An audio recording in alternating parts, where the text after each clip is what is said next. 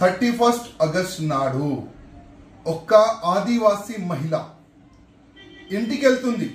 దారిలో ఒక auto driver Sheikh మజ్దూమ్ ఆ వ్యక్తి ఆ మహిళకి బలవంతంగా ఆటోలో కూర్చొని పెట్టి రేప్ చేయడానికి ప్రయత్నం చేసిండు. ఆ మహిళ ఆటో నుంచి దిగి ఉరకనికి ప్లాన్ చేస్తే ఆ ఆటో డ్రైవర్ ఆ మహిళ పైన దాడి చేసి సంపనికి ప్రయత్నం చేసిండు.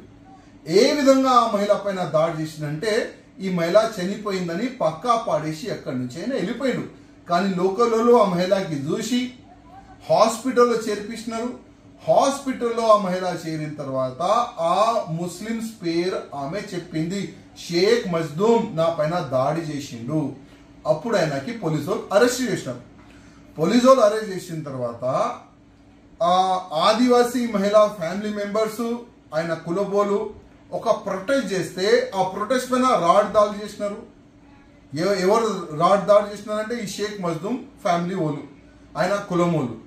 దానిపైన అసదుద్దీన్ ఓవైసీ ఒక స్టేట్మెంట్ ఇచ్చిండు. ఈ స్టేట్మెంట్ ఏ విధంగా ఉందంటే, నేను డీజీపీతో మాట్లాడినా, వాళ్ళు మస్జిద్ పైన దాడి చేసినారు, వాళ్ళు మా ముస్లిం సోల్ షాప్ పైన దాడి చేస్తున్నారు, వాళ్ళపైన మీరు యాక్షన్ తీసుకోవాలని అసదుద్దీన్ ఓవైసీ ఆ డీజీపీతో మాట్లాడినంట.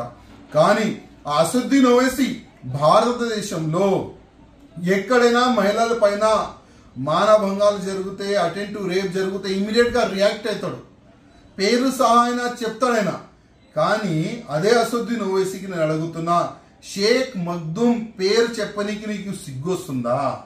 ఆ షేక్ మగ్దూమ్ ఏ విధంగా ఆ ఆదివాసీ మహిళ పైన దాడి చేసిండు ఆ ఒక్కసారి వీడియో చూసినావా? ఆ మహిళ వీడియో చూసినావా? మొత్తం రక్తం కారుతుంది, నోరు మొత్తం పలిగిపోయింది, ఫేస్ మొత్తం పలిగిపోయింది. ఆ మహిళ ఎంత డేంజర్ పొజిషన్ లో ఉంది అసదుద్దీన్ ఓవైసీ ఒక్కసారి చూసినావా? నీకు నేను అడుగుతున్నా. ఇవాళ ఆ ముస్లిమ్స్ ఫేవర్ గా నువ్వు మాట్లాడుతున్నావు, కానీ ఆ ఆదివాసీ మహిళ గురించి నువ్వు మాట్లాడతలే. ఎవరు అటెంప్ట్ రేప్ చేయడానికి ప్లాన్ చేసిండు, ప్రయత్నం చేసిండు, ఆ ఆటో డ్రైవర్ షేక్ మగ్దూమ్ గురించి నువ్వు మాట్లాడతలే. కానీ వాళ్ళకి అరెస్ట్ చేయాలంట, వాళ్ళకి జైలుకి పంపించాలంట. నేను ఒక్క మాట చెప్తున్నా డీజీపీ గారికి, మీరు బ్యాలెన్సింగ్ గా పనిచేయాలి. అసదుద్దీన్ ఓవైసీ మాటలు విని మీరు వన్ సైడ్ మా ఆదివాసీ సమాజం పైన మీరు కేసులు పెట్టి వాళ్ళపైన దౌర్జన్యం చేస్తే ఇవాళ మొత్తం హిందూ సమాజం ఆ జిల్లాలో వస్తుంది. మా బలం ఏంది మేము చూపెడతాం.